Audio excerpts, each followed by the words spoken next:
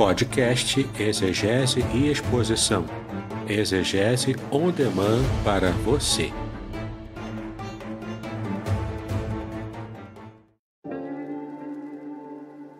Shalom! Aqui é o Davidson Pignon.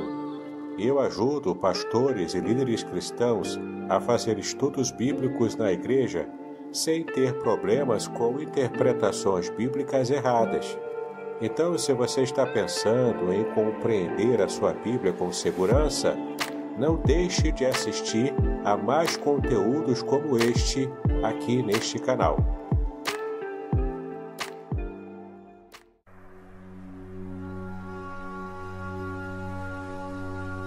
Estamos entusiasmados em anunciar o lançamento do livro, Além do Sofrimento, a disputa pela integridade no livro de Jó, publicado pela editora Contextualizar em 2024.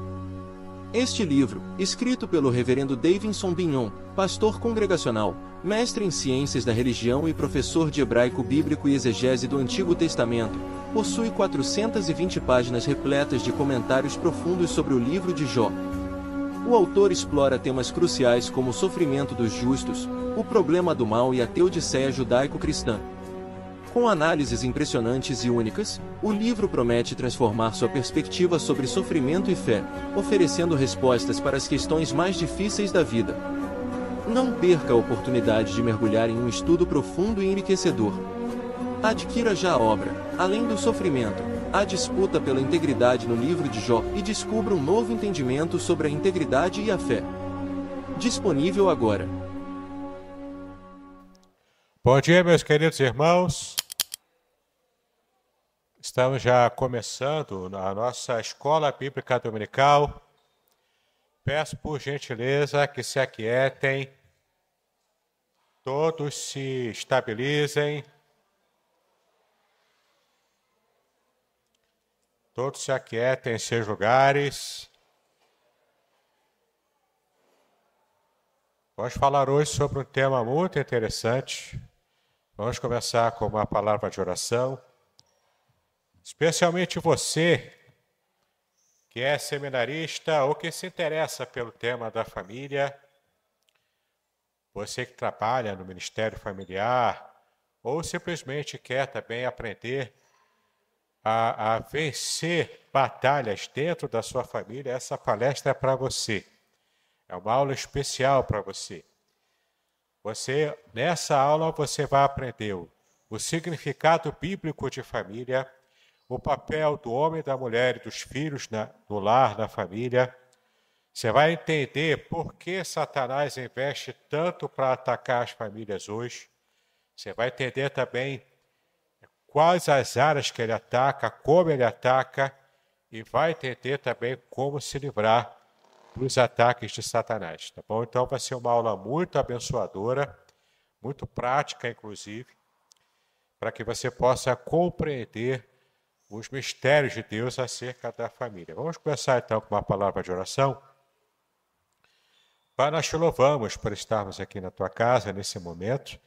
Pedimos a tua bênção, Senhor, para cada um de nós, a tua graça renovada sobre nós e também sobre esse assunto, que é um assunto de máxima importância para a vida de cada um de nós. Então, trata conosco nessa manhã, fala conosco nessa aula, que seja uma aula abençoadora para muitas vidas, tanto daqueles que estão participando, ó Pai, aqui presencialmente, quanto também aqueles que estão recebendo esse estudo através da internet. Que seja uma bênção para a vida de cada um de nós nessa manhã. Nós assim pedimos a Ti estas bênçãos, em nome de Jesus, hoje e para sempre. Amém e amém. Amém, queridos? Você consegue ver aqui na tela que está aqui atrás de mim, o nosso tema, o tema de hoje, é Princípios Judaico-Cristãos para a Família. E antes da gente começar o conteúdo propriamente dos slides que eu estive preparando, eu gostaria de ler com vocês alguns versículos da Bíblia. Primeiro vamos apelar em Gênesis, capítulo 2, versículo 18. Gênesis, capítulo 2, versículo 18, que diz o seguinte: Gênesis capítulo 2, versículo 18. O Senhor Deus disse ainda: não é bom que o homem esteja só. Farei para ele uma auxiliadora que seja semelhante a ele. Então aqui você já vê o início, o embrião, o começo ou o planejamento do que Deus quis que se tornasse o que hoje conhecemos como família. E já vou passar para vocês o significado do original sobre família. É bem interessante, você vai gostar. Então, nessa passagem aqui, Deus está demonstrando que de tudo que ele havia criado, estava sentindo falta de uma companheira para Adão. Antes mesmo que Adão sentisse falta da companheira, Deus já estava planejando, já percebia que precisava criar uma companhia para Adão. Então, Adão sozinho não conseguiria muita coisa. Precisava de ajuda. E entre os animais, ninguém se habilitava, nenhum bicho se habilitava.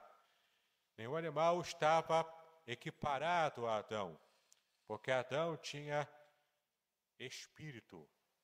Adão tinha o espírito humano nele. Adão tinha alma. Mais do que alma vivente, porque alma vivente qualquer animal também tinha, não é? Alma vivente, de acordo com a Bíblia, é o ato de respirar. Respirar, né? Isso é alma vivente. É a Neshama, que a Bíblia diz. Mas aqui se refere ao fato de Adão ser totalmente diferente e nenhum animal era compatível a ele, porque Adão tinha uma conexão com Deus diferente das outras criaturas terrestres. Então era preciso que Deus firmasse ali esse direcionamento para criar a mulher e a partir então começa esse embrião da ideia divina da família. Veja agora aqui ainda no capítulo 2 de Gênesis, você vai ver agora o versículo 24. No versículo 23, Adão diz: esta afinal é osso dos meus ossos, carne da minha carne, será chamada varoa, porque do varão foi tirada. Agora o versículo 24, por isso o homem deixa pai e mãe e se une à sua mulher, tornando-se os dois uma só carne. Aqui é Moisés escrevendo essa parte. Quando Adão fala que é bom, né, ser carne da minha carne, e então Moisés faz o comentário, o autor de Gênesis faz o comentário dizendo: por causa disso o homem deixa pai e mãe e se une à sua mulher. Então você tem aqui esse movimento da família inicial que dá origem a um ser humano, e esse ser humano depois vai se desprender da sua família inicial e vai criar uma nova família. Então vai se ampliando a humanidade nesse ponto. A tal ponto que lá em Gênesis capítulo 12, eu quero que você abra também, Gênesis capítulo 12, versículo 1. Quando Deus chama Abraão, já estamos aqui numa nova etapa da evolução da humanidade, no capítulo 12, a partir desse momento, é o ponto de virada onde, de pessoas individualmente, agora o texto fala do plano de Deus para alcançar toda a humanidade, através também da bênção dele, através de uma família. Veja aí, Gênesis capítulo 12. O Senhor disse a Abraão, no caso ainda era Abraão: saia da tua terra, da tua parentela e da casa do seu pai, e vá para a terra que lhe mostrarei. Farei de você uma grande nação, e o abençoarei, e engrandecerei o seu nome. Seja uma bênção. Abençoarei aqueles que o abençoarem, e amaldiçoarei aqueles que o amaldiçoar. Em você serão benditas todas as famílias da terra. E aqui já começamos a tratar do significado da palavra família. Na Bíblia, a família ela tem vários significados. A palavra família tem vários significados bastante abertos, bastante ecléticos. Por exemplo, a família pode se referir ao núcleo familiar menor, pai, mãe e filhos. Mas também, no outro contexto, família também pode fazer referência a uma família ampliada. Aí entra tios, avós, entre sogro, nora, sogro, sogra, entra netos, entra todo mundo. Um clã, como se chamava antigamente o clã. A família também pode se referir a esse clã maior, uma família no sentido maior. Família também pode fazer referência a uma nacionalidade, uma etnia, que é o caso aqui de a família aplicada aqui no texto de Abraão. Em ti serão benditas todas as famílias da terra, todas as etnias da terra. Todos os grupos étnicos do mundo, eles serão abençoados tanto em cada núcleo familiar, quanto também em cada núcleo maior, em cada etnia maior, o país maior. Todos serão abençoados. Em ti, Abraão. Em ti eles serão abençoados. Por quê? Porque a partir da linhagem de Abraão, a partir então do testemunho do próprio povo judeu sobre as experiências dele com o único Deus verdadeiro, nos trazendo a palavra de Deus, nos trazendo também o próprio Messias, através desse plano de Deus, numa família, a família de Abraão, alcançando o mundo inteiro e em Cristo trazendo salvação eterna para toda a humanidade. Esse era o plano de Deus. E tudo começa com uma família. Então, você pode perceber, no próximo slide aí, uma frase interessantíssima de C.S. Lewis. C.S. Lewis, ele fala uma coisa interessante. É o famoso autor, né, de As Crônicas de Nárnia e de O Evangelho Puro e Simples, tantos livros maravilhosos dele. E ele falou certa vez o seguinte: o marido é o cabeça da mulher somente na medida em que ele for para ela aquilo que Cristo é para a igreja. Eu achei muito interessante essa frase porque, por desconhecimento do que a Bíblia ensina sobre a família e sobre os papéis do marido, da esposa, dos filhos, por desconhecimento desses papéis, o homem muitas vezes acaba entendendo errado o que a Bíblia diz e acaba se tornando, o homem aqui, o marido, o chefe da casa, acaba achando que ele pode se tornar um mini ditador dentro do seu lar. Então, de fato, essa frase de C.S. Lewis mostra para a gente qual é o principal foco que o marido precisa ter no sentido de como ele deve interpretar o seu papel dentro do lar, dentro da família. E isso a gente vai ver também hoje, de um modo bastante claro.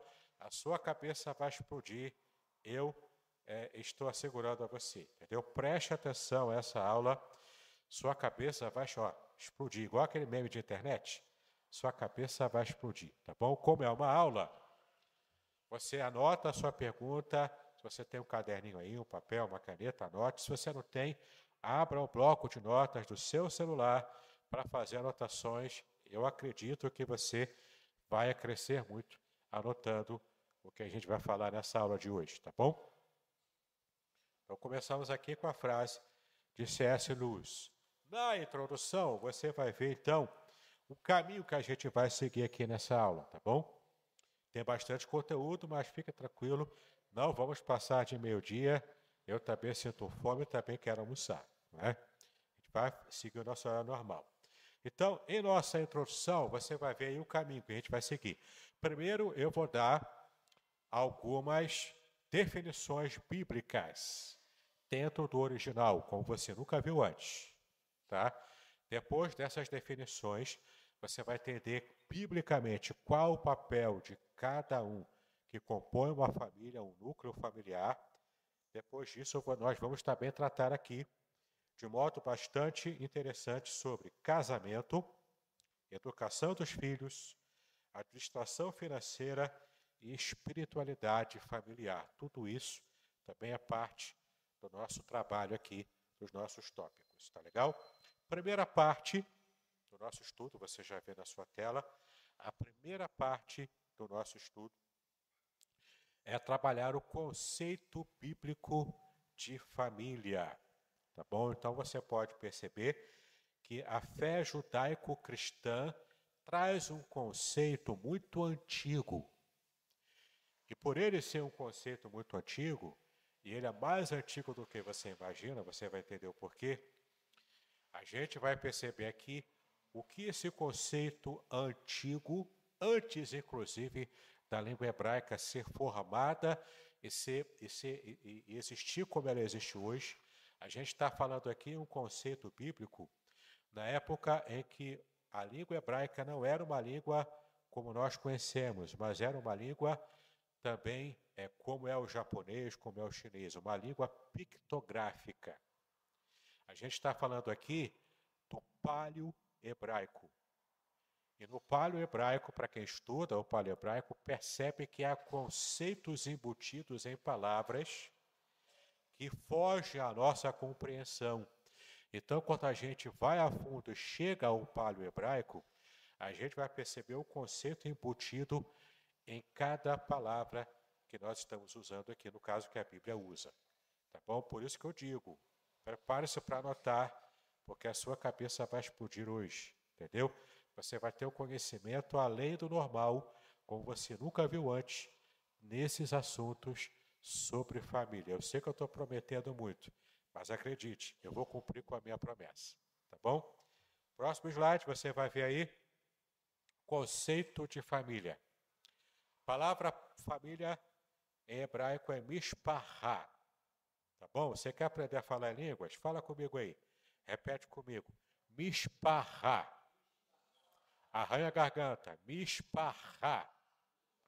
Tem que arranhar a garganta, se não arranhar você não está falando hebraico, certo? Mishpachá. Mishpachá. Sabe o que significa mishpachá? Já falei, família, mas é mais do que isso. O conceito de família no paleo-hebraico, como você pode ler na sua tela aí, quando você vai juntando as letras no paleo-hebraico, você forma um conceito. O conceito de família mishpachá no hebraico é o conceito de unidade perfeita. E como que funciona essa unidade perfeita? A gente acabou de ler aqui que Deus olhou para Adão e falou, não é bom que o homem esteja só. Está tudo perfeito. Adão não está imperfeito, ele não está triste. Adão não está chorando pelos cantos porque ele está sozinho. Não. Adão se sentia completo. Adão se sentia feliz, estava tranquilo no Éden. Não tinha nenhuma preocupação. Adão não tinha que acordar cedo para comprar pão. Adão não tinha que levantar de madrugada para cuidar de uma esposa grávida que tem o desejo de comer terra no meio da noite. Como outras ocasiões também que eu vi, que mulher grávida sentiu o desejo de beber gasolina.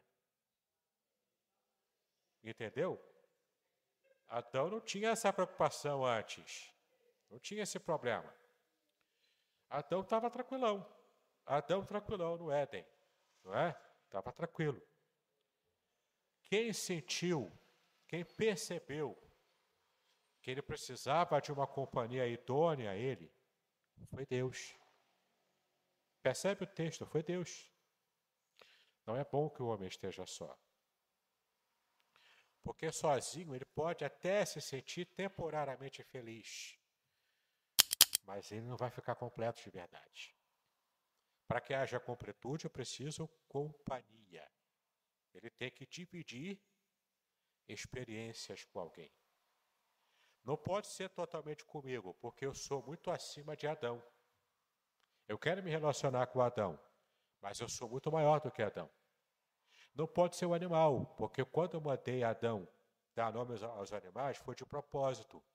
Foi para ele perceber o quanto os animais não estavam equiparados a ele, estavam muito aquém de Adão. Tem que ser alguém como ele. E no texto bíblico em hebraico, quando diz que a mulher tem que ser idônea, idônea significa no mesmo nível, só que olhando para o lado oposto. Entendeu? Quando o texto bíblico diz que, primeiro, a mulher é idônea, porque ela tem que ser no mesmo nível de Adão, nem abaixo nem acima. Ouviu, mulheres? Também não é acima, é igual, exatamente igual. Mas um olhando para um lado, a outra olhando pelo outro. Por que isso? Porque o homem tem uma perspectiva para a família. A mulher tem uma perspectiva diferente, mais detalhista, mais emocional. O homem é mais pragmático. Quando você junta o pragmatismo do homem e a visão mais sensível da mulher, você tem uma família feliz, equilibrada, uma família saudável. Se você tem um homem prevalecente apenas com a sua visão pragmática, até meio bruta, você tem uma família pragmática e bruta. Você não tem uma família muito acolhedora. Se você tem uma família apenas focada na visão feminina, como é a tendência de hoje, e é uma deturpação, você acaba trazendo uma visão apenas feminina para a família, apenas sensível demais e não muito pragmática.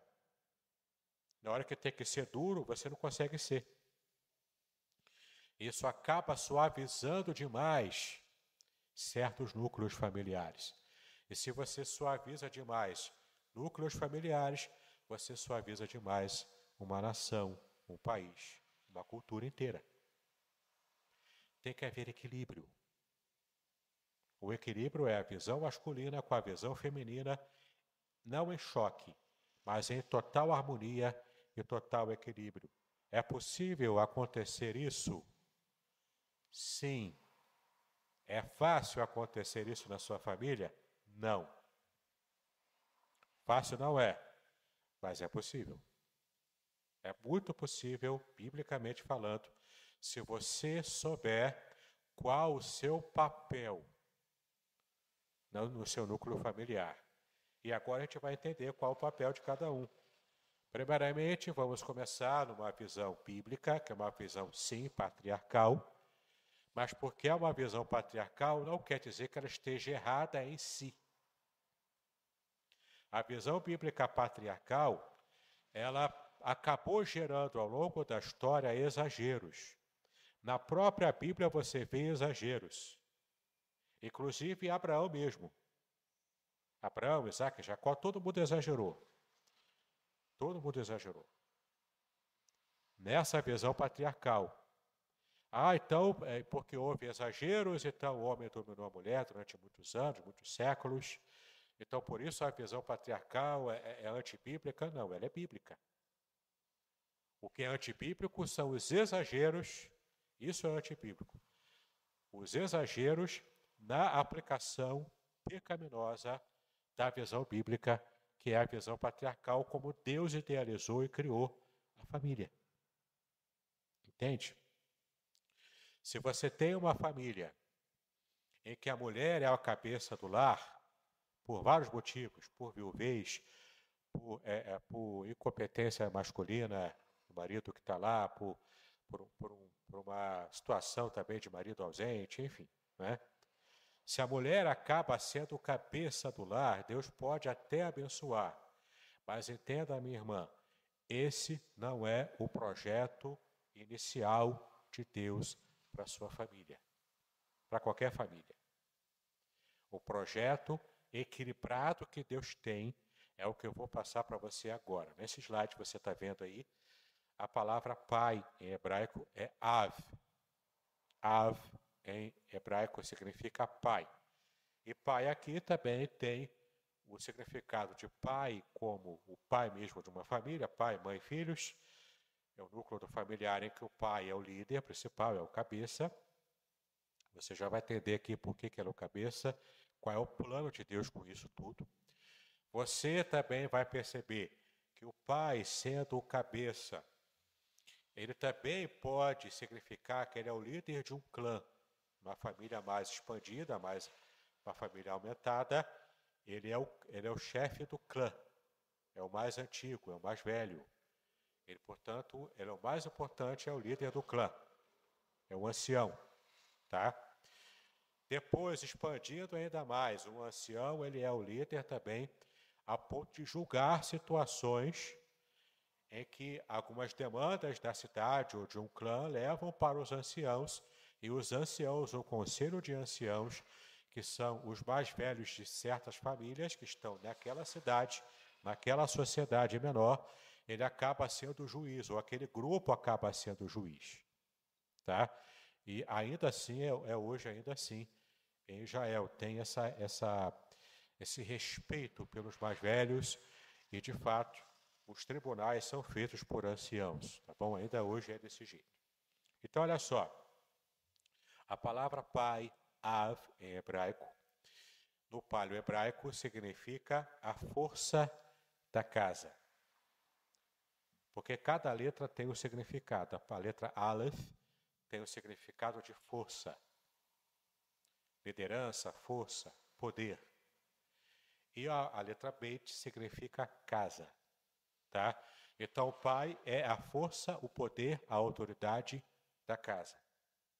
Deus definiu assim. Deus criou para ser assim.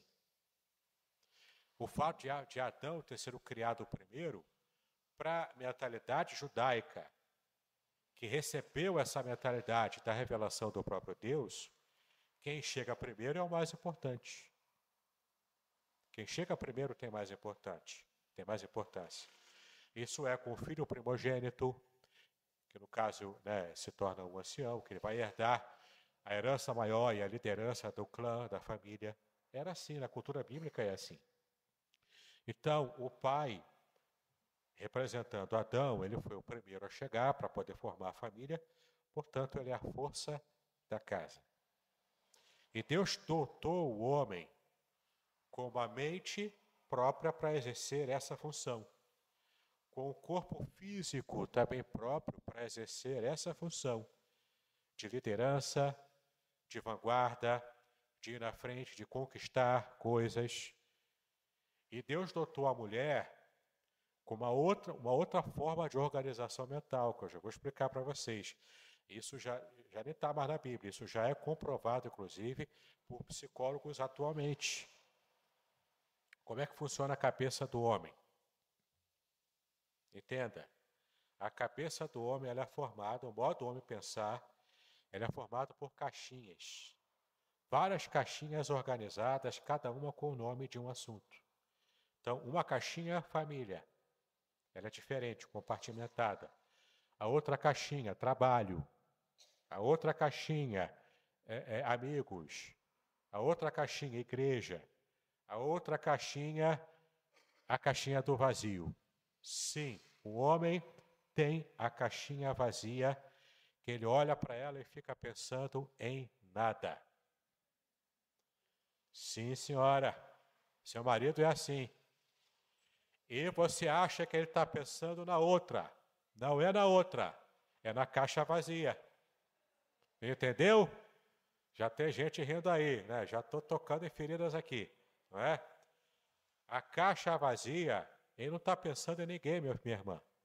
Ele não está pensando em ninguém, na outra, ninguém. Ele está pensando na caixa vazia. Ele precisa, às vezes, para reorganizar a caixa, você às vezes não tem que fazer assim. Você não tem que parar um dia para tirar tudo do lugar na casa e reorganizar, para tirar poeira, colocar as coisas no lugar. A caixa vazia é o jeito do homem olhar para ela e reorganizar as outras caixas da sua mente. O homem precisa fazer isso, porque ele foi feito assim por Deus. Sabe como é que é a cabeça da mulher? A cabeça da mulher não tem caixa. Não tem caixa. A cabeça da mulher é como se fosse um emaranhado, um ninho de gato. Aquela cama de gato, já viu? Que tudo se conecta com tudo. E você vai entender, isso aqui tem sentido bíblico. Tudo se conecta com tudo. Por isso que quando, numa discussão de hoje, você está brigando com a mulher lembra e joga na tua cara hoje o que você fez há 20 anos atrás. Lembra naquele dia e tal. Por quê? Porque está tudo conectado. Não está compartimentado. O homem já guardou aquela caixa, aquele acontecimento há 20 anos, na caixa do passado. Ele já esqueceu disso. Está lá no fundo da mente dele. A mulher pega hoje o que aconteceu há 20 anos, por quê? Porque está tudo ligado. Não está nada separado, está tudo ligado. Está tudo emaranhado ali, embolado. É assim que a mulher funciona. Entendeu? Não me culpe, foi Deus que criou vocês assim. Reclama com Deus. Mas isso é importante. É importante o homem ter as caixas compartimentadas na cabeça dele. E é importante a mulher ter tudo emaranhado. Porque quando os dois entram em harmonia, é uma harmonia perfeita. E isso faz o núcleo familiar ser uma bênção. Só não há bênção quando há alguma disfunção nessa harmonia desses dois jeitos da cabeça de cada um funcionar. Aí é a briga. Aí o diabo age. Você vai ver ainda hoje. Então a palavra ave, força da casa. O pai é a força da casa. A palavra para mãe, em hebraico, é em. Repete comigo, em. Em. Pai, av. Av. Mãe, em. Tá? Em significa a força também, só que é uma força para unir. Porque a letra Aleph, no paleo hebraico, significa a força, a autoridade também. E a palavra, e a letra Ben, no hebraico, né, que termina a palavra mãe, significa mar, que traz essa ideia de unidade. Tá bom? Mar, porque amplia a autoridade do próprio pai, a mãe amplia a autoridade do pai para os filhos e traz essa cola. A mãe é uma cola. Porque uma água forte na cabeça do judeu, uma água forte é a cola, é uma cola. Entendeu? É uma água que cola. Então, a mãe é a força que une os membros da família. Porque a mãe ela foi feita, por ser mulher, ela tem a cabeça toda emaranhada, tudo ligado por fios, está tudo ligado uma coisa com a outra, e ela, por ter uma atitude mais emocional, mais emotiva, ela ganha pela emotividade e ela faz essa cola. E você já percebeu isso na sua família. Numa família funcional, normal, a mãe é que faz essa cola entre irmão e irmã, entre o pai e os filhos. A mãe consegue dar o jeito dela de fazer a família funcionar com fluidez. Porque se deixar pela truculência, às vezes, do marido, todo mundo sai brigado e ninguém mais se une. Entendeu? A mãe ela foi dotada, a mulher foi dotada com essa mente funcionando desse jeito para ser a cola que une todos os membros da família. Isso é o que o paleo hebraico mostra para a gente. Então, o pai é a força da casa. A mãe é a força que une. É a cola, é a força que une. O filho, quem é? Você vai ver agora aí na tela. O filho é a vida da casa. Porque a palavra filho em hebraico é ben. Repete aí, ben. Ben. Beit, casa, em hebraico. E o no final, que é a letra final da palavra ben, tem a ideia de semente. Traz essa ideia no hebraico de semente. Portanto, é a vida. Por que o filho é a vida da casa? Porque ele é o que vai dar continuidade a todo o princípio que o pai e a mãe ensinaram para ele dentro do lar. E, portanto, ele vai receber a herança cultural da sua família e vai passar à frente. Ele vai criar um novo núcleo familiar e ele será o chefe do clã, ele será a cabeça do lar. E ele, como homem, né, sendo o próximo marido, ele vai passar para os seus filhos adiante toda a cultura judaica. Entendeu? Entendeu? Então, esse é o papel de cada ente de um núcleo familiar menor. O pai é o chefe da casa, é o cabeça. A mãe é a autoridade também, igual ao pai, mas a função dela é diferente. A função dela é unir emocionalmente os membros da família, para que a família permaneça unida e coesa. Os filhos têm a responsabilidade de aprender com os pais e depois, quando for a vez deles de criar um novo núcleo familiar, uma nova família, ele vai levar à frente a herança que ele recebeu dos seus pais. E assim permanece a família sendo forte, a nação sendo forte, porque a nação ela é construída por famílias e a família sendo forte, o país inteiro é forte. Conseguiu entender? Por isso que você vai lembrar que a palavra mishpachá em hebraico significa uma unidade perfeita, construída pela força do pai como líder, pela força da mãe como a cola que une todo mundo da família e também pela força dos filhos, que vão levar à frente o legado recebido pelos seus pais. Bacana, não é? Sua cabeça explodiu, não explodiu? Pois é. Agora você vai entender, aqui ó, como coloquei aqui, né? No conceito hebraico, a família é muito mais do que uma unidade social apenas. É uma expressão de forças complementares que trabalham em harmonia para criar uma base sólida e duradoura. Essa é a família. Então, mishpachá, a família, é uma unidade perfeita de amor, responsabilidade e também de fé. Então, se a sua família, meu irmão, minha irmã, a de origem ou a sua família atual, não espelha isso a alguma disfuncionalidade na sua família. E é preciso, então, que você identifique qual a disfuncionalidade e busque em Deus a saída para você resolver a questão da sua família. Tá legal? Então, essa é a parte inicial, é a parte dos conceitos iniciais. A segunda parte é a pergunta que a gente sempre fala, mas nunca aprofunda a resposta dessa pergunta.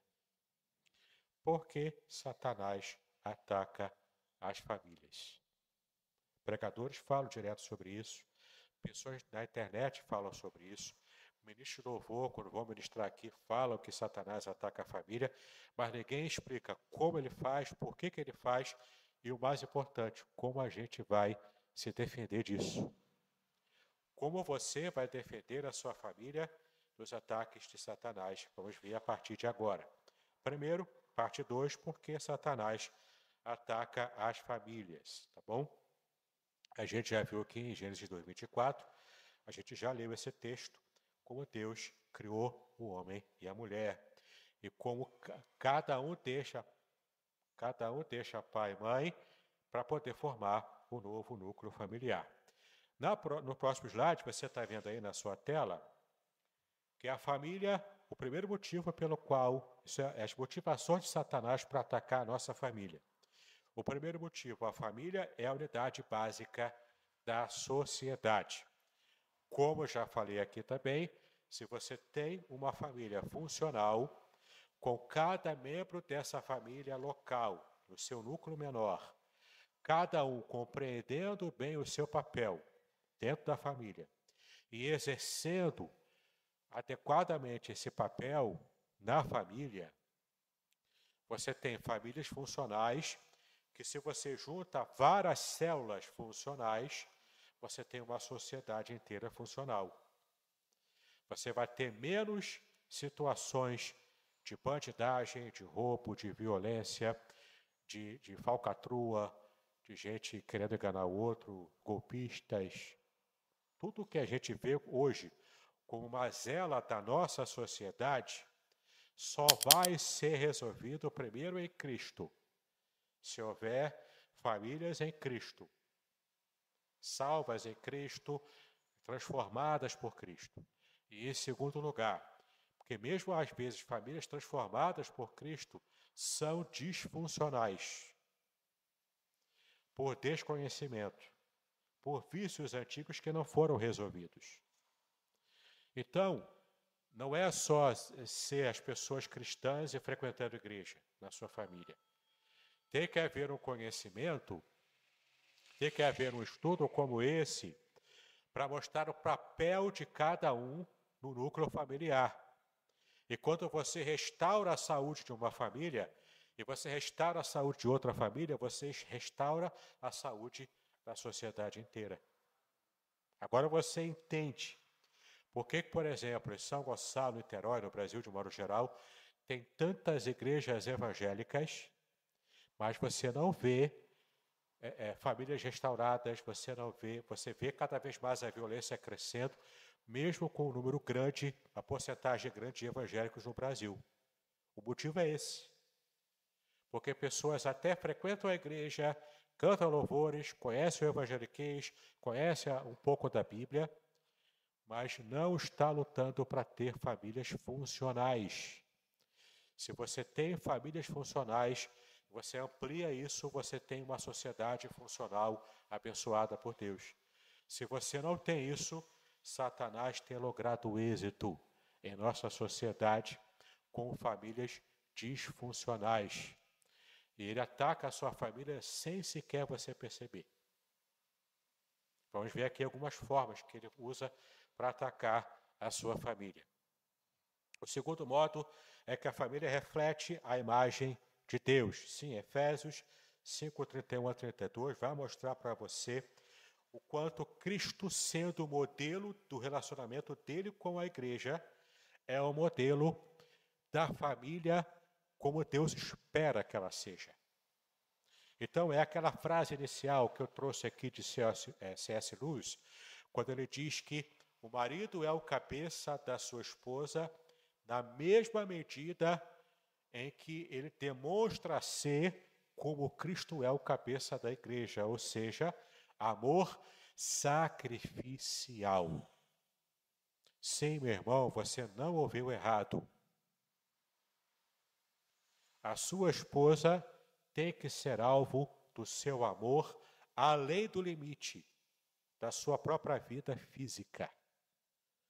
O seu amor pela sua esposa, pelos seus filhos, pela sua família, tem que ser o amor que é tão abrangente, tão profundo, a ponto de que, se for necessário, você está disposto a morrer em favor da sua esposa, da sua família.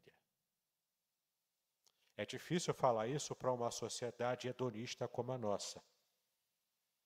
É difícil falar isso para uma sociedade que, antes de pensar nos seus deveres, pensa nos seus direitos. E só sabe se levantar para gritar e falar: cadê meu direito? Você devia isso e não me deu. É meu direito. O povo só fala em direito. Ninguém fala de responsabilidade e de deveres. Para viver bem em sociedade, para ter uma sociedade sadia, além dos direitos, você também precisa compreender o seu papel como cristão, como marido, como esposa, como filho, como filha, como tio, neto, avô, enfim. Qual o seu papel no seu núcleo familiar e na sociedade como um todo, para que você ajude a construir uma sociedade mais abençoadora, mais de acordo com aquilo que Deus quer. Isso é um trabalho consciente. É uma construção que gera esforço. Você não vai ter uma família funcional, abençoadora e abençoada da noite para o dia. Só porque você fez uma campanha de 7 dias, por exemplo, para abençoar a sua família. Essa campanha, quem sabe, pode ser o começo. Não é um encontro de casais que vai resolver os seus problemas familiares. Porque o encontro de casais que você faz, os problemas ficam estacionados ali. Quando você volta para casa depois do encontro, por mais renovado que você esteja, os problemas ainda estão lá. Quando você desce do impacto do encontro de casais, você vai ter que voltar a viver o dia a dia. E como é que vai ser na segunda-feira? Entende? É mais do que um encontro de casais. O encontro é um upgrade. Mas você precisa de manutenção na sua família, no seu casamento. Porque se você não fizer assim, Satanás vai atacar a sua família como ele tem feito e tem logrado êxito, infelizmente, inclusive em nosso meio. Sabia que aqui em São Gonçalo, as estatísticas mostram que o maior índice de marido que bate em mulher é no meio evangélico? E entre pastores. Entre pastores. Que entendem errado o versículo bíblico de que a mulher tem que se submeter ao marido. Entende errado, ensina errado, pratica errado, engrossa a estatística maléfica da violência contra a mulher. Aqui em São Gonçalo é assim. Entendeu? É preciso que a gente traga uma nova conscientização. O segundo aspecto que o diabo usa para atacar as famílias, como eu estou falando, é a família que reflete a imagem de Deus. Claro, Satanás não pode atacar a imagem de Deus diretamente. Deus é todo poderoso, Satanás não é. Como é que Satanás tenta atacar a Deus então? Indiretamente, atacando o indivíduo e a família para atacar a imagem de Deus. Próximo slide você vê o terceiro motivo de Satanás atacar as famílias, porque a família é o lugar da formação espiritual do indivíduo e também, consequentemente, da nação. Quando você retira a espiritualidade da família, especialmente com o maior perigo que Satanás tem usado contra a família hoje, sabe qual é? O maior perigo não é a lei de homofobia, a lei, essas leis, né, que estão criando aí, de igualdade de gênero, nada disso. Aliás, multiplicidade de gênero, né? Tem 200 milhões de gêneros agora. Entendeu? Não é esse o maior perigo. Não é. Você sabe qual é o maior perigo? Que afeta a sua vida espiritual e você não percebe? Porque é bom para você, porque é suave, é prazeroso para você. E isso acontece inclusive nas igrejas evangélicas. O maior perigo é o entretenimento. O entretenimento te afasta de Deus. As séries intermináveis da Netflix te afastam de Deus. Novela da Record, novela bíblica da Record, te afasta da Bíblia, te afasta de Deus. O entretenimento você não percebe porque ele te seduz. E você fica tão à vontade no entretenimento que você quer entretenimento na própria igreja. Líderes de jovens precisam rebolar para criar entretenimentos diferentes, porque a juventude está tão acostumada com o entretenimento que se não tiver um entretenimento igual ou melhor na igreja, não frequenta a igreja. Isso está matando a oração, porque a oração não é entretenimento. Você sabia que a primeira meia hora de oração que você faz é só para você se reorganizar e concentrar, para depois da próxima meia hora você de verdade orar? Você sabia disso? Porque quando a gente começa a falar com Deus, a gente ainda está contaminado com o mundo ao nosso redor. Você precisa de mais ou menos meia hora para se desintoxicar do mundo e estar totalmente focado em Deus. Claro, na sua oração particular. Na igreja não, pelo amor de Deus. Né? Na sua oração particular. Você precisa ter um tempo de qualidade em oração. E isso é diário. Porque se você não conseguir isso, o entretenimento vai sufocar a sua fé. E o diabo tem alcançado vitórias porque o entretenimento tem tirado o foco de muitos servos de Deus. Entendeu? É pecado assistir então filme, novela? Não, não é pecado. Você só precisa dosar. O tempo no celular, internet, TikTok, esse negócio todo aí, ó. Tira o seu tempo de oração, de concentração, de pensar nas coisas do céu.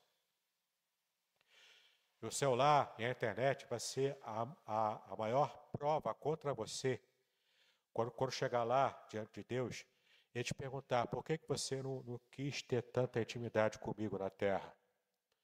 Ah, eu não tive tempo? Não, você tinha tempo. Você não teve prioridade com as coisas de Deus. Não vai ter desculpa para ninguém. Especialmente hoje, na época da internet.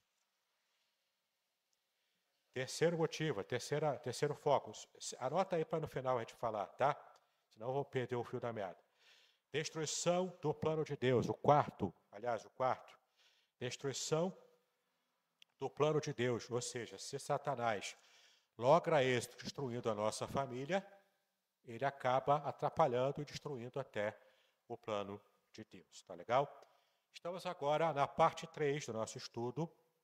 A gente já viu a motivação dele. Como é que ele faz para atacar?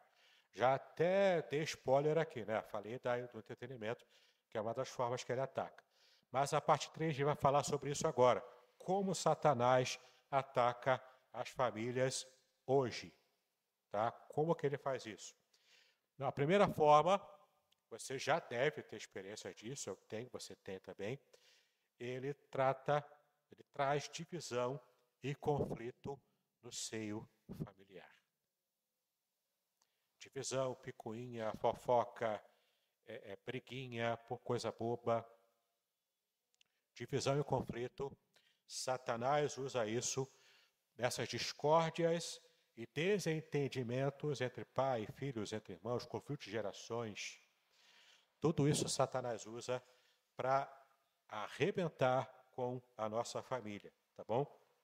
Ele vai semear discórdia, portanto, e esses mal entendidos.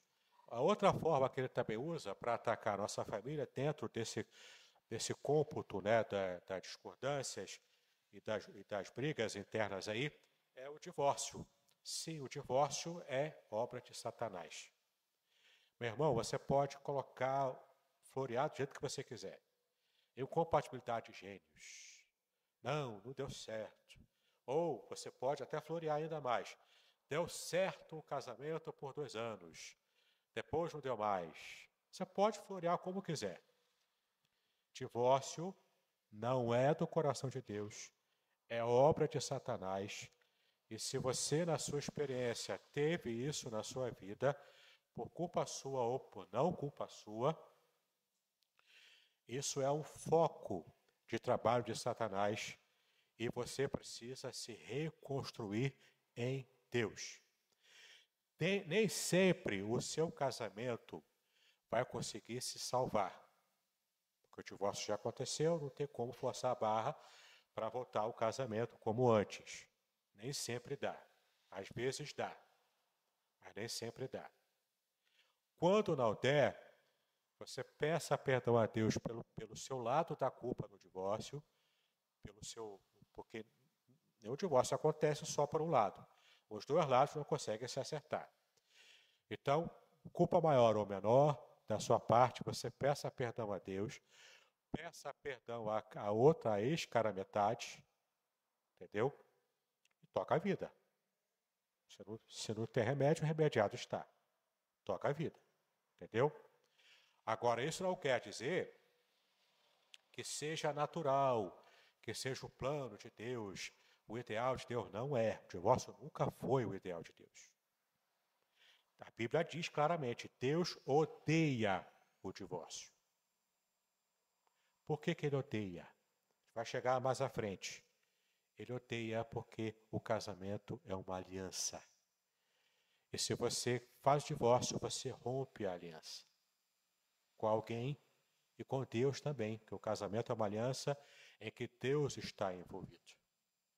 Se há o rompimento nessa aliança com alguém, há o relacionamento também, há o rompimento também da aliança com o próprio Deus.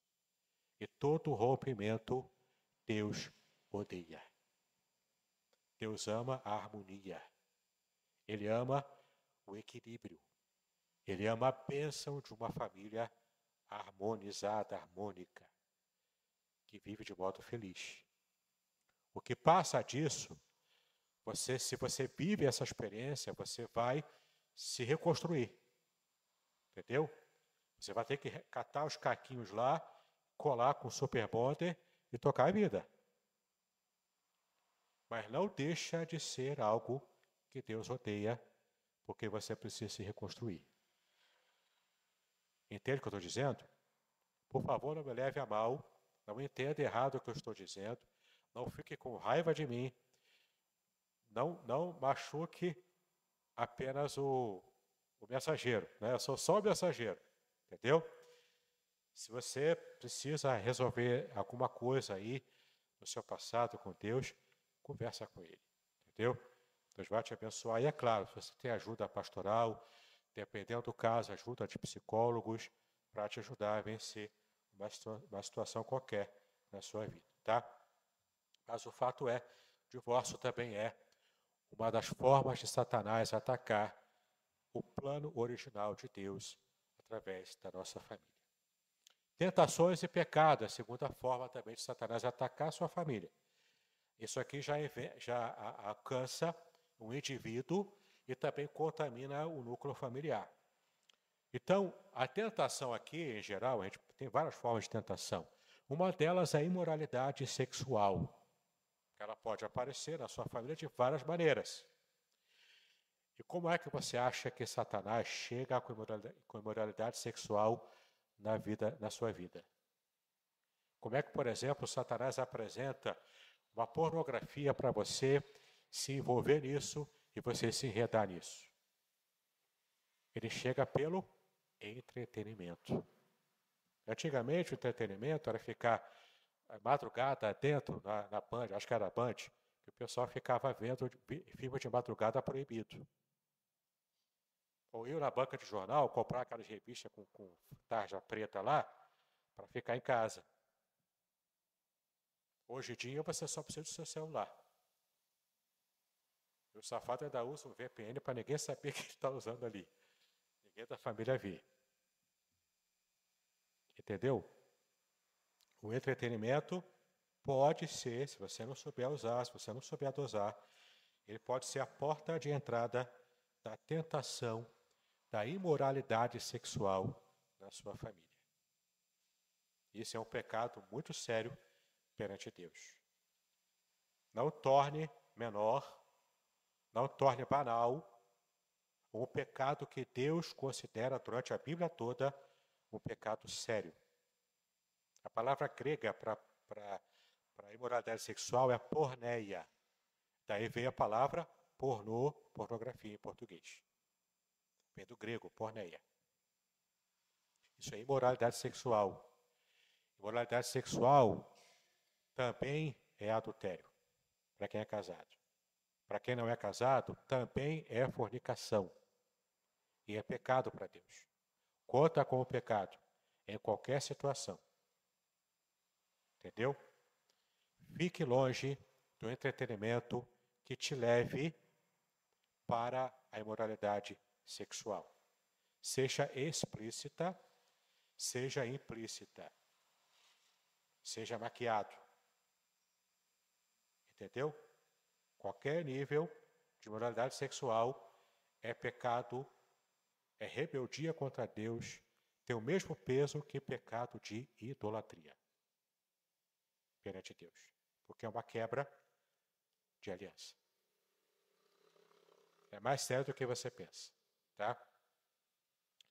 Vícios, o alcoolismo, drogas, outros vícios também são utilizados por Satanás para destruir a unidade e a paz no lar. Qualquer família aqui que lute com droga, com situação de droga na família, que lute com problemas envolvendo algum tipo de vício, alcoolismo mesmo, uma droga é lícita ou ilícita, não importa se é cigarro, se é álcool, se é maconha, se é uma droga mais pesada, qualquer tipo de vício escraviza o ser humano, escraviza o indivíduo e coloca em xeque a unidade familiar também. É arma de Satanás contra a unidade da sua família, tá? Você tem também aí, ó. Espera aí. Passa aí, querida, que não tá rodando aqui. Isso, obrigado. Engano e mentiras. Engano e mentiras também. Satanás usa a distorção da verdade Que é o que o pessoal fala hoje que é fake news, né? Isso é modinha. Fake news é mentira. Mentira até quase tão antiga quanto a humanidade. É só um jeito novo de falar. É tudo mentira. E o pai da mentira você já sabe quem é. Entendeu? Então, o pai da mentira, ele vai atacar a sua família com inverdades. Uma palavra mal colocada, uma palavra atravessada. Satanás pode colocar lá o mal entendido, pode criar alguma situação que vai aparentar ser algum adultério, alguma coisa, sem de fato ser. Satanás pode atacar a sua família desse jeito, tá? Falando meias verdades, levando alguém a querer mentir para tentar se dar bem ou se safar de um problema. Tudo isso, tá? Ele também vai atacar a sua família desvalorizando-a. Adolescentes rebeldes sem causas, né? Ah, você não sabe o que diz, você já é velho. Eu não quero nem saber. Desvaloriza a experiência dos pais. Briga com o pai e com a mãe, acha que ele sabe tudo. Com 15, 14 anos, eu acho que sabe tudo, sobre tudo da vida. Só porque ele viu na internet lá. Vai por mim, isso não é sabedoria. Entendeu? Respeite a autoridade dos seus pais. Eles viveram mais do que você. Eles já sabem as experiências boas e ruins da vida, que você ainda está aprendendo. Seja inteligente, aprenda com os erros deles. Se o seu pai e se sua mãe fossem sinceros com você, tiver um relacionamento tranquilo na família, funcional, ele vai falar para você o que ele acertou e o que ele errou. E você pode ser sábio e aprender com os acertos e com os erros deles. Você vai errar menos e vai ser mais feliz aqui na terra. Entendeu? Entenda, Satanás pode colocar na sua mente, no seu coraçãozinho, aquele pensamento rebelde. Ele não sabe de nada, eu é que sei de tudo, a minha turminha é que sabe de tudo. Quem segue por esse caminho, em geral, se machuca muito na vida. Entende? Leve a sério, porque Satanás pode estar atacando a sua mente e a sua família, causando desestruturação em todo o relacionamento familiar. Próximo aí, não sei se vai rodar aqui, deixa eu ver. Foi. Destruição espiritual. Sim, Satanás vai atacar a sua família até acabar de vez com qualquer resquício de espiritualidade que possa existir no seu núcleo familiar.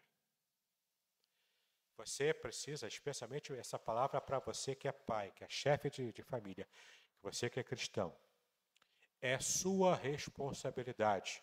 Não delegue ela para sua esposa, não delegue para os seus filhos. A responsabilidade é sua, de convocar a família para fazer culto doméstico. Sim, meu irmão, não é suficiente você estar na igreja todo domingo para cultuar a Deus aqui. Na igreja, uma vez, 2 no máximo por semana. 3 se você participar ativamente das uniões. É pouco. Porque Satanás te ataca com entretenimento maligno todos os dias, toda hora. Então, para contrabalançar, você precisa ter um pensamento crítico contra as ciladas de Satanás. Inclusive no desenho que o seu filho vê, no filme que você vê, na série que você acompanha. Se te faz mal, para de ver. É simples assim. Te faz mal, te afasta de Deus, desliga a televisão. Se afasta um pouco das redes sociais. Você precisa se reconectar com Deus. É isso que faz diferença na sua vida e na sua família. Entendeu? Para que você não tenha a sua vida espiritual destruída pelo afastamento de Deus e também na própria perseguição cultural que Satanás faz contra a família judaico-cristã. Ou você acha que não tem perseguição? Ou você realmente acha que no Brasil não existe perseguição contra a fé judaico-cristã? Pode não ser ainda uma perseguição governamental, policialesca, pode não ser ainda uma perseguição direta, concreta, indubitável, como é em vários países do Oriente Médio, por exemplo. Não é uma perseguição ainda nesse nível. Mas, meu filho, minha filha, você vai ser muito ingênuo se achar que não existe perseguição cultural no Brasil, já de há muito tempo, contra a fé judaico-cristã. Existe. E você já sofreu por causa dela. Você já sofreu na escola. Estou falando sim aqui, né? Você já sofreu na escola com algum nível de perseguição contra a sua fé. Você já sofreu na sua família algum nível de perseguição por causa da sua fé. Além das leis que criam cada vez mais, e é direto, nem é mais tão velado assim, já é direto, a fala é direta. Queremos destruir a família tradicional.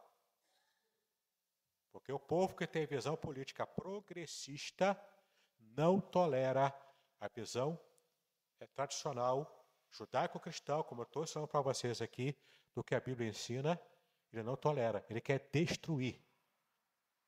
Ele não quer conviver, ele quer destruir. E é ingenuidade você achar que pode, pela razão, pela conversa, conseguir convencer quem tem uma mente desse jeito a aceitar a existência de uma família tradicional. É ingenuidade. Jesus disse que assim como odiaram ele, também o mundo odiaria os cristãos. Em algum nível, vai haver perseguição contra cristãos. Velada, aberta, direta, indireta. Como igreja, precisamos nos conscientizar disso e saber que estamos, sim, numa guerra espiritual. E só em Cristo a gente pode sobreviver e também lutar em favor da nossa família. Defesa contra os ataques de Satanás. Parte 4. Deixa eu rodar aqui. Parte 4. Defesa contra os ataques de Satanás. Agora é um pouco mais rápido, tá bom? Pode deixar que o nosso horário não vai estourar, não. Primeira defesa que você tem contra os ataques de Satanás. Primeiro, oração e vigilância na sua vida pessoal e familiar. Oração constante pela sua família, por você. Como está em Efésios 6,18, a batalha é espiritual, esse texto fala sobre isso. Vigilância espiritual também, 1 de Pedro 5, 8 e 9. Tá bom? Você tem aqui, então, vigilância e oração em favor da sua família. O segundo aspecto de luta para você ter vitórias da sua família também contra os ataques de Satanás. Ensino e discipulado. Ai, pastor, então é só levar meus filhos para a igreja ensinar para ele a palavra de Deus. Também. Mas o ensino aqui é você que vai dar. O ensino espiritual é o pai, é a mãe, os dois em conjunto, que vai dar para a sua criança. A família, a igreja colabora. Ela ajuda, ela dá subsídio para os pais. Mas a responsabilidade primária da educação da criança é do pai e da mãe. Sabe por quê? Nós que somos cristãos, conhecemos a Bíblia, nós não criamos os nossos filhos para nós mesmos. A gente fala nosso filho, mas não é nosso. Cada criança pertence a Deus. A Ele pertence todas as pessoas e tudo da terra. Mesmo quem é alheio a Ele, mesmo quem não quer, quem não ama a Deus, pertence a Ele mesmo assim. Porque Ele criou todo mundo. Entendeu? Nós não criamos nossos filhos para nós, criamos para Deus.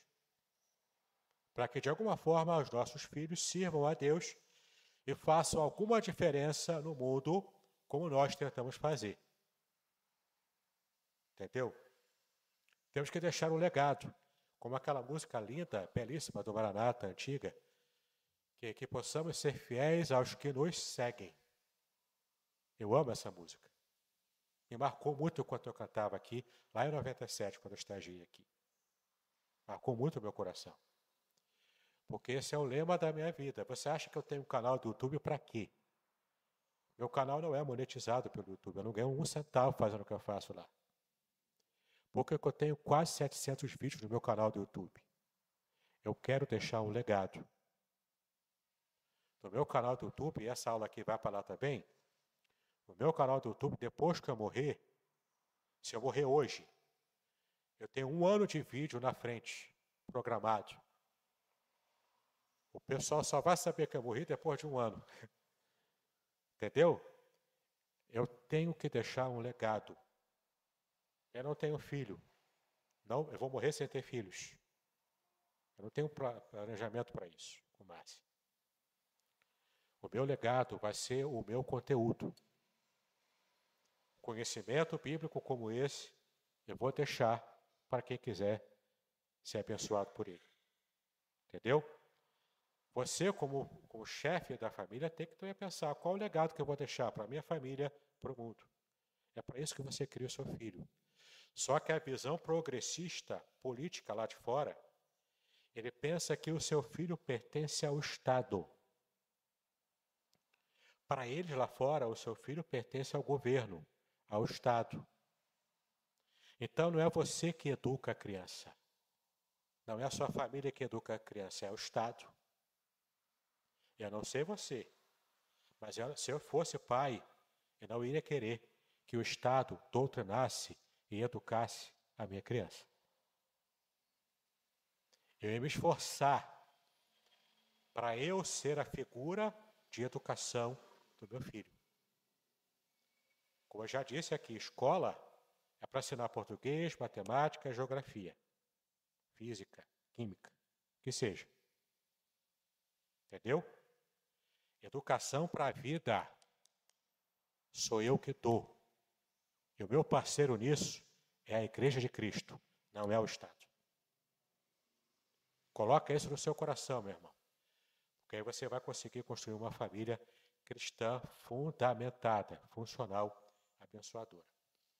Então, ensino discipulado é você que dá para a sua família. É atribuição sua. Os versículos estão aí na tela. Deuteronômio 6 e Provérbios 22, 6. Também você vai lutar contra as investidas de Satanás contra a sua família, buscando unidade e amor. Unidade no seio familiar e amor também, que é o elo que vai criar essa unidade. E você já sabe, o papel da mãe é fundamental na construção da unidade e do amor sendo vivenciado e imperado na experiência do lar. Aqui é papel da mãe, porque o papel dela é ser a força que une. Lembra disso? Falamos aqui no começo. O pai é a força da autoridade, a força da casa, de modo geral, e a mãe é a força que une. Então, a mãe é responsável por construir no lar um ambiente propício ao amor, à unidade, a essa afabilidade. É a mãe que tem essa oportunidade e tem os instrumentos emocionais para isso. É a mãe que faz isso. Tá? Praticar o amor também, o amor familiar, o amor fraternal ali dentro do lar. O amor é um vínculo da perfeição sobre ser a base e deve ser a base de todas as interações familiares, tá bom? Essa prática do amor tem que ser a principal arma contra as ciladas de Satanás, contra a nossa família. Também você tem que se lembrar que você está numa briga, está numa batalha espiritual. Então você precisa se revestir da armadura de Deus, inclusive para brigar no seio da sua família. Então, use a armadura de Deus, como está lá em Efésios capítulo 6. Prepare-se para uma jornada única e transformadora. Nas 346 páginas deste livro emocionante, Davidson Bignon mergulha nas profundezas do Salmo 91, revelando segredos escondidos na língua original hebraica, palavra por palavra, versículo por versículo, com linguagem simples e conteúdo profundo. Este livro é a chave para a compreensão de uma proteção divina extraordinária. Descubra como aplicar essas revelações originais à sua vida. Davidson Bignon, autor reconhecido, editora Contextualizar. Uma obra que irá transformar sua jornada espiritual. Proteção divina no curso da vida. Revelações originais do Salmo 91. Disponível agora. Não perca a oportunidade de ter esta revelação em suas mãos. Uma jornada espiritual que irá transformar sua vida. Adquira agora. Davidson Bignon. Editora Contextualizar. Seja abençoado pelo Salmo 91. Adquira o seu hoje mesmo. Parte 5, fundamento do casamento. Essa parte vai ser mais rápida ainda. Você já sabe do princípio bíblico do casamento. Já expliquei aqui para você. Gênesis 2:24, inclusive nós já lemos e já apresentamos aqui tudo o que esse texto fala sobre o casamento. A palavra hebraica, que pode ter, não é a palavra para casamento, mas é uma palavra que traduz o sentido de Deus já haver criado o casamento, é a palavra perit. Palavra perit, repete comigo, perit. Perit significa aliança. Um casamento é uma aliança. É uma aliança entre eu e minha esposa, entre a esposa e o marido? Sim. Mas Deus também faz parte dessa aliança. Então, se você quebra a aliança, seja por adultério, seja por imoralidade sexual, seja por briga e não resolvida, pelo próprio divórcio em si, se você quebra a aliança, é o mesmo patamar espiritual para Deus, como você está quebrando a aliança direta com Ele, religiosamente falando, que seria a idolatria. Deus odeia a idolatria, tanto quanto Ele odeia a quebra da aliança no casamento. E Paulo disse que se você se envolve com imoralidade sexual, com a porneia, você está levando, inclusive, essa podridão, você está levando para o próprio corpo de Cristo. Paulo disse isso. Quando você se envolve com uma prostituta, seja a prostituta paga, seja a prostituta que não é paga, você entendeu onde eu quero dizer, onde eu quero chegar? A vida aberta aí, de qualquer jeito. Se você se envolve com isso, você está contaminando o corpo de Cristo. Então Cristo vai ter que limpar. Vai ter que tirar. Porque a noiva de Cristo, o corpo de Cristo não pode ser contaminado. Não queira, meu irmão, minha irmã, ser o agente da contaminação do corpo de Cristo. Através da contaminação do seu próprio corpo, do seu próprio casamento, da sua própria vida pessoal. Entendeu a seriedade do que eu estou falando aqui? Não é algo para você levar na brincadeira. Eu gosto de brincar, eu brinco bastante. Mas você não está me vendo brincar agora, tá? Você não está me vendo brincar. Porque esse é um assunto sério. Envolve o modo como você pode estar contribuindo ou não para a edificação do corpo de Cristo. Percebeu? Segundo aspecto que você precisa entender também no casamento é o amor. Amor e respeito no casamento. A Bíblia é muito clara com respeito a isso. O texto é Efésios 5, 25 e 33. Olha como diz aí, já está na tela aí, não é? Isso, já está aí. Efésios 5, 25 e 33. Maridos, amem suas esposas, assim como Cristo amou a igreja e entregou-se por ela. Esse é o padrão. O amor sacrificial. O amor de quem se entrega pela esposa. É o primeiro padrão. Segundo padrão para mulheres, versículo 33. E cada um de vocês também ame a sua mulher como a si mesmo, e a mulher trate o marido com todo o respeito. Como é que o homem interpreta que a mulher o ama?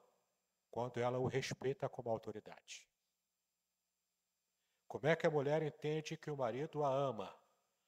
Quando ele se sacrifica por ela. Não é só mandamento, não é à toa que Paulo falou isso. Aqui é a linguagem do amor que o homem e a mulher entendem.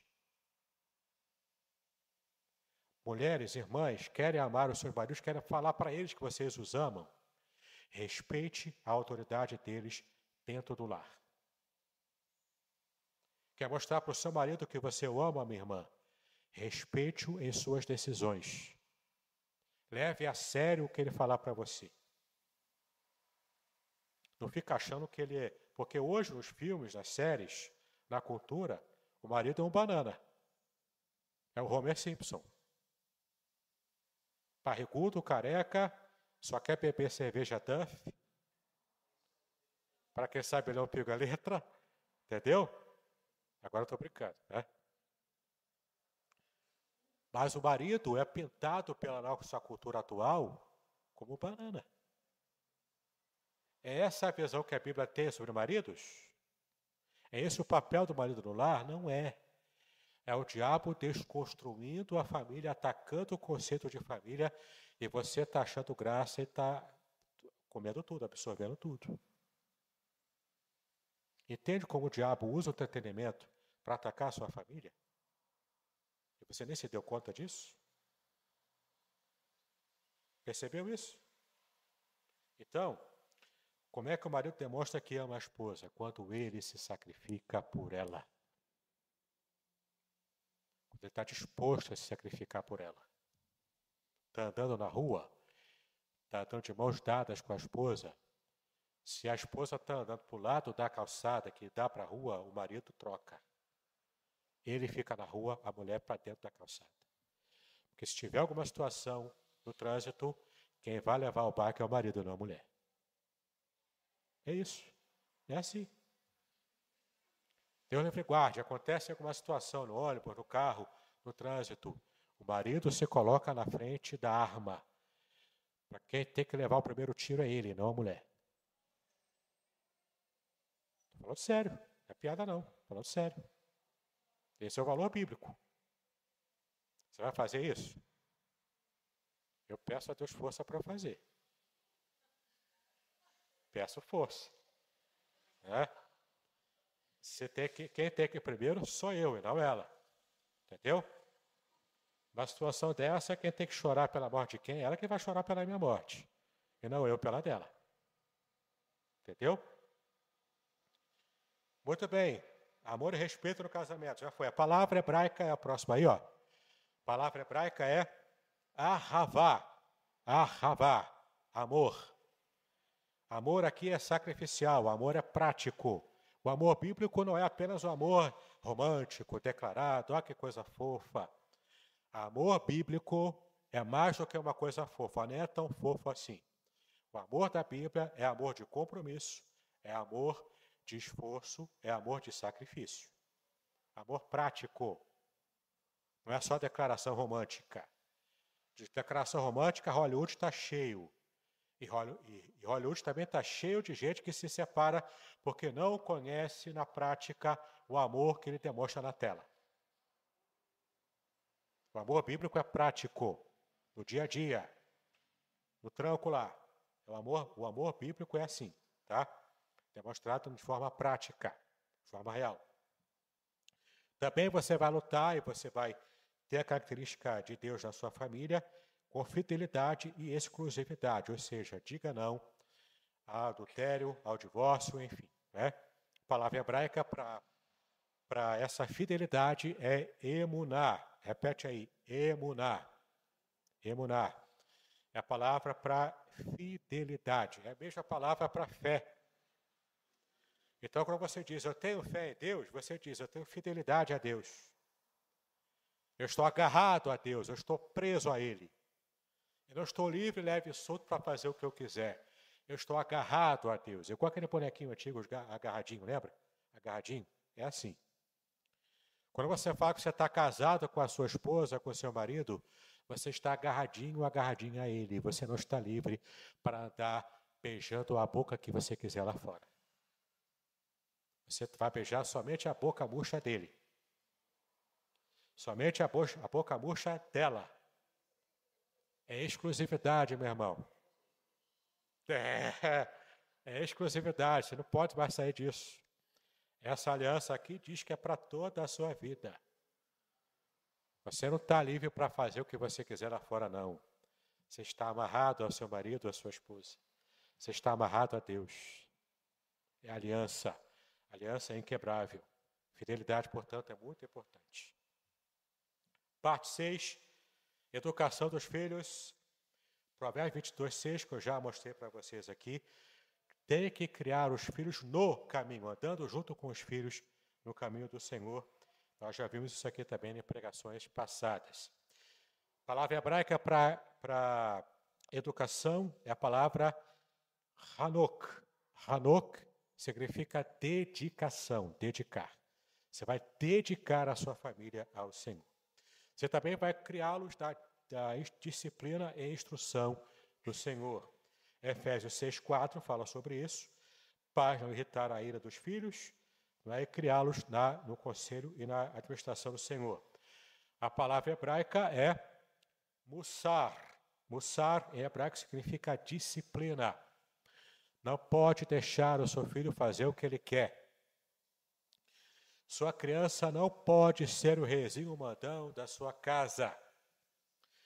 Muito simples, a sua criança, o seu filhinho pequeno não pagou a hipoteca da sua casa.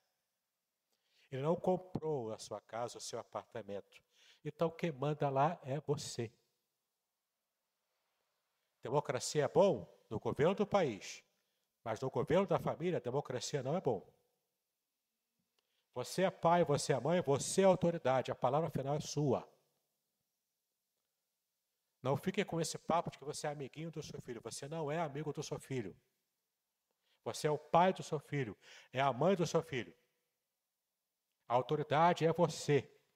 Ele precisa que você seja uma autoridade forte para que essa criança cresça de modo saudável, também respeitando outras autoridades. Porque se você não demonstra autoridade para o seu filho ou para a sua filha, ele vai achar que aqui fora ele também pode fazer o que ele quiser. E você sabe que ele não pode fazer o que ele quiser. A polícia não vai deixar. Se seu filho quiser andar errado aí, não vai ter complacência para ele. Ele vai preso, ele vai apanhar, ele pode até morrer. Cabe a você, como pai e mãe, desde cedo, torcer o pepino de pequeno. Mostrar para ele que ele precisa respeitar, sim, a autoridade, a começar na própria casa. Entendeu? Também temos aí o exemplo dos pais. Os pais precisam criar pelo exemplo. Isso é muito importante. Exemplificar primeiro, para depois ensinar. Deuteronômio 6, versículos 6 e 7, que você vê na sua tela aí, mostra essa verdade de você cuidar pelo exemplo. A palavra hebraica, davar. Davar é a palavra. Palavra. Você vai, então, indicar a palavra, ensinar a palavra pelo exemplo para a sua criança. Parte 7, quase no finalzinho. A administração financeira. Isso aqui, meu chapa, destrói casamentos mais do que adultério. Você sabia disso? As maiores causas, estatisticamente provado, as maiores causas de divórcio não é por adultério, não é por problemas de emoções, de temperamento, é por questões financeiras. Problema financeiro gera uma briga que não é resolvida e vai piorando, aí acaba em divórcio. A administração financeira é muito importante. Você precisa, se você tem dificuldade nessa área, procure irmãos aqui que sejam administradores de empresa, que tenham formação nisso, ou que seja economista. A nossa irmã Sandra é economista, não é? Estou fazendo propaganda aqui, o trabalho dela. Além de professora de criança, ela também é economista. Então, ela pode dar uma dica lá, de fazer uma planilha, né? Fazer um negocinho lá para se organizar. Isso pode salvar o seu casamento do divórcio. falando sério, pode salvar o seu casamento do divórcio, tá? Então, mordomia cristã faz parte desse pensamento da administração financeira. Você vê o texto 1 Crônica 29, 14, tá bom? E a palavra hebraica é nihul, que significa administração, mordomia. Você está administrando o que não é seu, o que em princípio pertence a Deus. Próximo slide aí, generosidade e justiça faz parte também da sua busca pelo cuidado da sua administração financeira. A palavra hebraica é importante, a palavra de tzedakah. A palavra hebraica de tzedakah significa justiça ou caridade. Ou seja, você faz justiça quando você ajuda pessoas com dificuldade, inclusive dentro da sua própria família. Tá? Contentamento e gratidão, também faz parte do próximo slide aí, né? É o terceiro tópico. Você vai buscar a administração financeira da sua família com contentamento, não é fazer gastos, não é fazer gastos que você não precisa.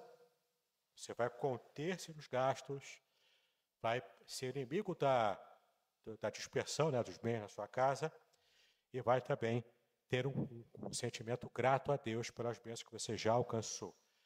A palavra hebraica é todá, que significa gratidão. Tá legal? Última parte para a gente fechar, então. Espiritualidade na família. Você vai buscar ter o culto doméstico, já dizemos aqui amplamente, somente a igreja não é suficiente para você fundamentar espiritualmente a sua família. Tem que haver o culto doméstico. Tá? Josué 24:15, que você conhece bastante o texto. Eu e minha casa serviremos ao Senhor. E por que não colocou servir aqui? Porque a palavra hebraica, em destaque aqui, para adoração, para cultuar, é avodá. Avodá é a palavra que vem de uma raiz que também deu origem à palavra eved. Eved significa escravo. Sim, quando você adora a Deus, você é escravo de Deus. Quando você vem aqui para a igreja cultuar a Deus, você está servindo a Deus como escravo dele. Esse é o sentido bíblico de adoração. Então você não adora a Deus só cantando músicas bonitinhas, harmonizadas, regidas por Aida. Você adora a Deus quando você prega, quando você canta, quando você arruma as cadeiras, quando você, se você é zelador, quando você passa um pano molhado no chão. Você serve a Deus de alguma maneira na igreja, na sua casa, no seu lar. Isso é adoração a Deus. Adorar é servir. Servir como escravo, porque você é escravo de Deus.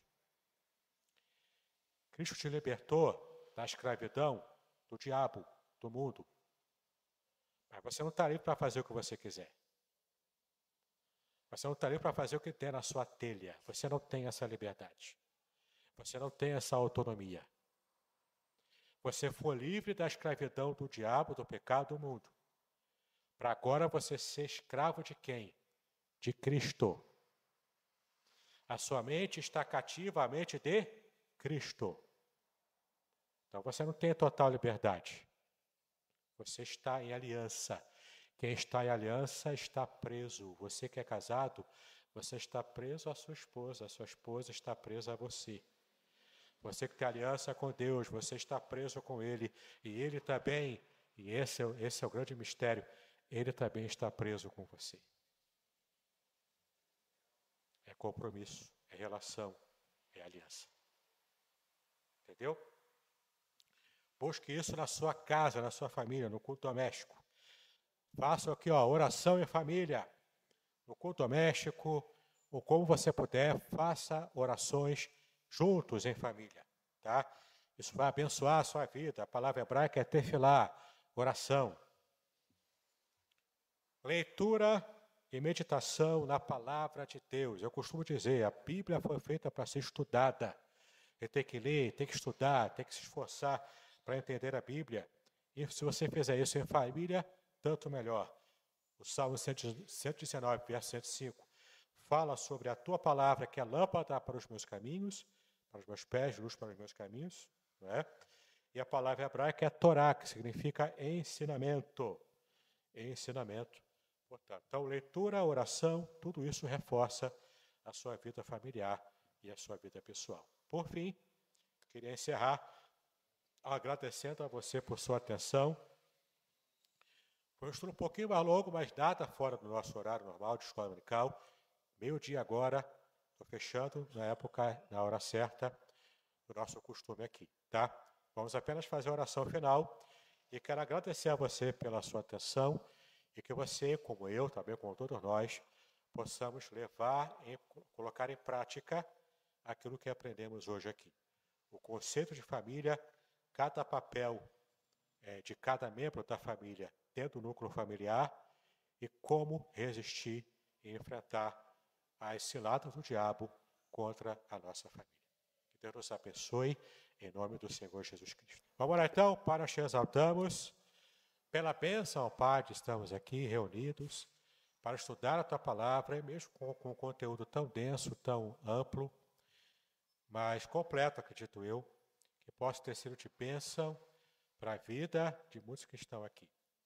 Eu acho, ó Pai, que o Senhor nos abençoou de modo que esse material, inclusive vai ficar gravado para a posteridade, que esse material, Pai, possa edificar muitas vidas, tanto aqui quanto aqueles que forem assistir depois, que seja uma bênção, que muitos casamentos possam também ser salvos, tendo contato com esse conteúdo, e que, ó Deus, muitas vidas sejam restauradas por Ti, porque o Senhor é aquele que restaura famílias, o Senhor é aquele que restaura casamentos, que seja uma bênção para muitas vidas então, e que possíveis dúvidas que possam existir, ó Deus, que possam trazer, ó Pai, tanto a mim quanto também serem sanadas por Ti também, nesses momentos de estudo, de devoção pessoal. Cuida de cada um de nós, nos abençoa, nos dá a Tua graça, é como te agradecemos e pedimos em nome de Jesus, hoje e para sempre. Amém e amém.